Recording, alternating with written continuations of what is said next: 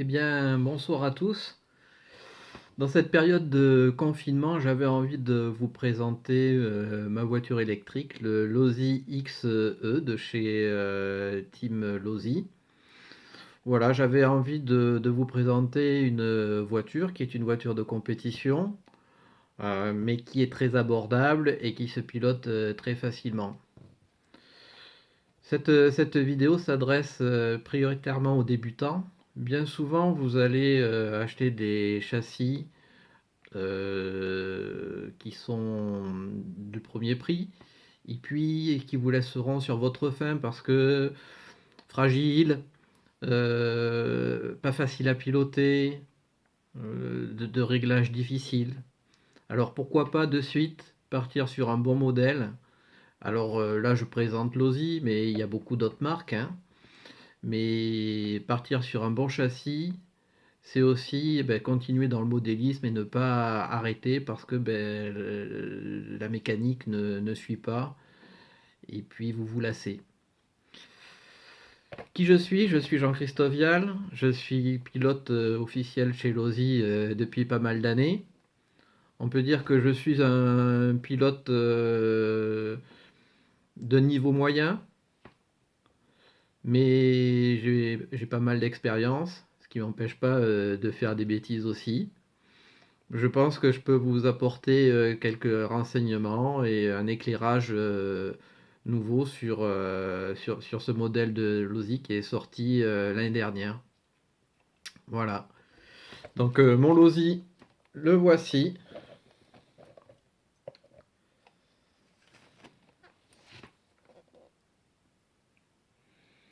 Alors bien sûr, quand vous l'achetez, il est tout démonté et il va falloir le monter vous-même. C'est le cas de tous les véhicules de compétition. Et voilà l'intérieur. Je vais vous mettre la lumière, vous verrez mieux. Voilà, l'intérieur. Donc là, les nouveautés, et ça je vous en parlerai plus tard parce que j'ai peut-être envie de faire des vidéos pour vous montrer le montage petit à petit de ce châssis. Les grandes nouveautés sur ce modèle, c'est le système pour tenir le moteur qui est là. Vous avez un accès rapide au différentiel avant, arrière. Vous avez aussi les triangles qui sont des triangles qui sont pleins. Soit, et vous pouvez les renforcer, soit avec des cales en plastique, c'est ici, ou soit, pas bien, ou soit des cales en graphite. Alors maintenant que je vous ai fait la promotion d'une voiture fiable, agréable, un modèle haut de gamme, eh bien il va falloir la monter. Et pour la monter, eh bien je vais vous présenter la boîte. Quand vous aurez commandé votre châssis, vous allez recevoir cette jolie boîte qui est ici. Et oui, une boîte dans laquelle vous allez trouver tous les éléments pour monter votre voiture. Alors on va l'ouvrir ensemble. Voilà l'intérieur de cette jolie boîte. Alors en premier, vous allez voir 4 jantes. Ah génial! Mais où sont les pneus? Eh bien non mes amis, pas de pneus dans les boîtes de modèles de compétition. Les pneus sont à coller. Alors soit vous achetez des pneus à coller, ou si vous ne savez pas les coller, achetez des pneus montés collés sur jantes. À l'intérieur, faites attention, il y a les écrous de roue. Ce sont des écrous pleins. Voilà. Donc, des jantes. Ensuite, vous avez une nouvelle carrosserie, spécialement dessinée pour le 8e. Alors, ce modèle-là est un modèle que j'ai peint moi-même hier, parce que je m'ennuie un petit peu, hein. Normalement, il est transparent. Les carrosseries ne sont pas peintes. C'est un modèle cabine avancée qui permet d'avoir pas mal d'appui sur l'avant. Ensuite, comme tous les kits à monter, vous avez le guide Donc le guide est assez clair, il n'y a pas de souci majeur. Toutes les pièces sont très bien détaillées, c'est très visuel. Et vous avez les références de chaque pièce, ce qui vous permet, si vous avez besoin, de repérer les pièces si vous voulez en commander ou autre. Alors pour les as de la peinture comme moi, qui souvent ont des bonnes idées, mais dans la réalisation c'est un peu compliqué, on fait des coulures, ça rate un peu, eh bien il y a la technique de l'autocollant qui permet de rattraper toutes les erreurs, plus ou moins. Alors voilà les belles planches d'autocollant. La plupart du temps, soit vous choisissez les fluos, ou soit vous choisissez les autocollants blancs, ça dépend de la peinture que vous utilisez. Sur ce modèle-là, j'ai utilisé les autocollants blancs parce que sur un fond de couleur foncée, ça ressort mieux. Mais vous pouvez aussi utiliser... Où est-ce qu'elle est passée la voiture? Vous pouvez utiliser aussi les autocollants fluo. Voilà, au choix. Partons à la découverte toujours de ce qu'il y a dans la boîte.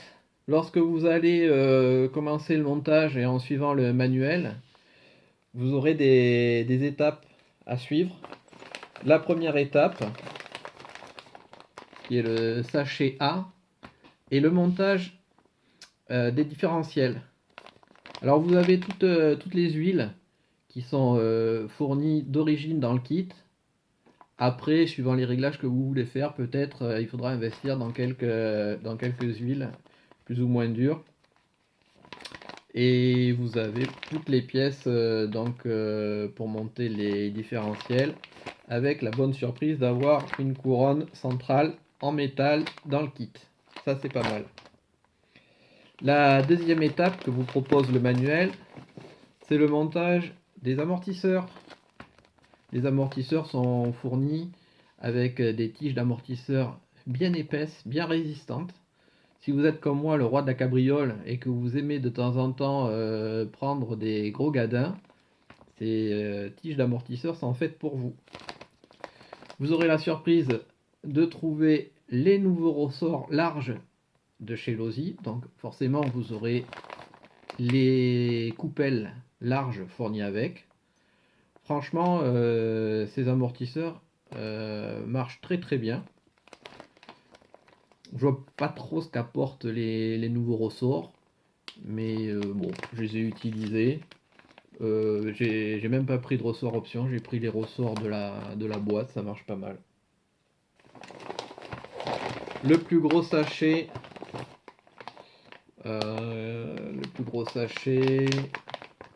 ce sont, il y a l'aileron, il y a les triangles avant-arrière, il y a les fusées avant-arrière.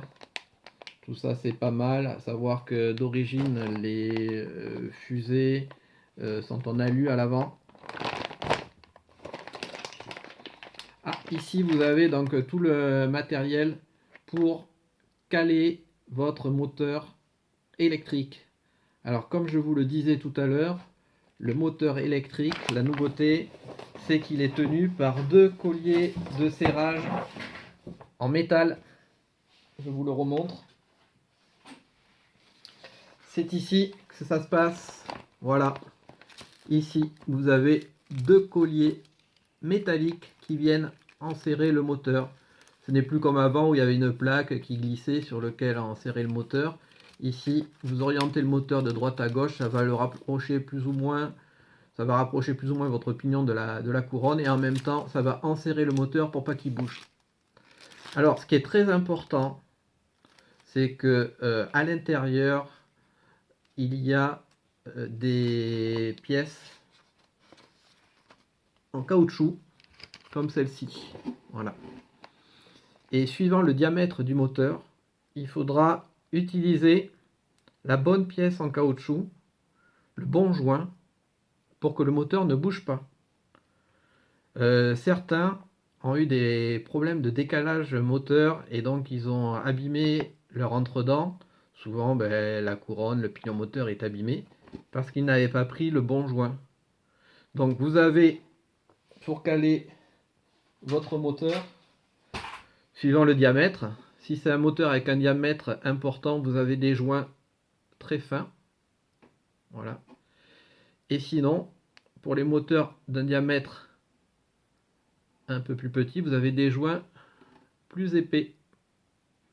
Donc vous regardez bien et surtout utilisez le bon joint pour pas avoir de soucis. Moi j'ai mis un peu de temps pour bien caler tout ça, mais franchement, après j'ai pris des gros gadins et ben, ça n'a pas bougé. Donc ça veut dire qu'une fois qu'on a choisi les bons joints et qu'on a bien serré les colliers de serrage métallique, ça ne bouge plus. Je vous parlais tout à l'heure des triangles qui sont fournis dans le kit et qui sont des triangles pleins. Et vous avez des plaques de renfort. Alors là, elles sont en plastique, avant-arrière. Mais ces plaques existent aussi en carbone. C'est une option. C'est celle que j'ai montée sur mon châssis. On continue. Donc classique, une belle planche de châssis marquée TLR sur laquelle vous allez pouvoir mettre tous les éléments de votre voiture. Qu'est-ce qu'on a d'autre? Ah oui, alors pour le montage, Losi vous offre quelques outils, donc des clés essentiellement pour régler les tirants, un outil pour faire le remplissage des amortisseurs. Vous avez aussi du frein filet rouge. Voilà, il y a quelques pièces. Et vous avez aussi un jeu de barre anti-roulis pour faire le réglage sur votre châssis. C'est pas mal. Qu'est-ce qu'on a là? Donc là, ben, puisqu'on parlait des tirants, on les a tous ici. Voilà. Après, à mon modeste niveau, quand on va attaquer le montage, je vous donnerai quelques conseils pour que tout ça se monte bien et que vous n'ayez pas de problème dans l'utilisation de votre voiture. Un gros sachet. Alors là, on a les cardans, on a pas mal de pièces sur la transmission. Et ça, c'est les pièces avant avec le sauve-cerveau. Vous verrez pareil, le sauve-cerveau, il y a deux manières de le monter. Il faut surtout, quand on fait le montage, penser qu'il faut que ça tienne bien. Et vous avez, alors je ne sais pas pourquoi, c'est dans une pochette à part, le capot supérieur du boîtier de réception. Et voilà, c'est fini. On a regardé tout ce qu'il y avait à l'intérieur. Donc, pour ce soir, je vais tout remettre dans la boîte. Parce que je ne vais pas attaquer le montage maintenant. Bon, ça fait un peu de matos, hein. On met tout dans la boîte et on attaquera le montage dès demain. Si vous avez des questions, si vous-même vous hésitez à passer sur Losi, si vous avez déjà un Losi et puis que vous avez des problèmes récurrents que vous n'arrivez pas à résoudre, laissez-moi un petit commentaire et puis on regardera ça ensemble. Et puis à mon niveau, ben, j'essaierai de voir ce que je peux faire pour vous aider. Et vous inquiétez pas, vous pouvez me poser toutes les questions parce qu'en général, tous les problèmes que vous avez rencontrés, moi je suis tombé dedans. S'il y a un truc à pas faire, au départ, souvent je le fais. Donc ben, ça me permet maintenant d'avoir pas mal d'expérience sur les petites bêtises à pas faire. En même temps, vous inquiétez pas, maintenant j'arrive à avoir une voiture qui tient les 5 minutes. Voilà, bah écoutez, je vous remercie pour cette première vidéo. Je vous souhaite une bonne soirée et puis je vous dis à plus tard.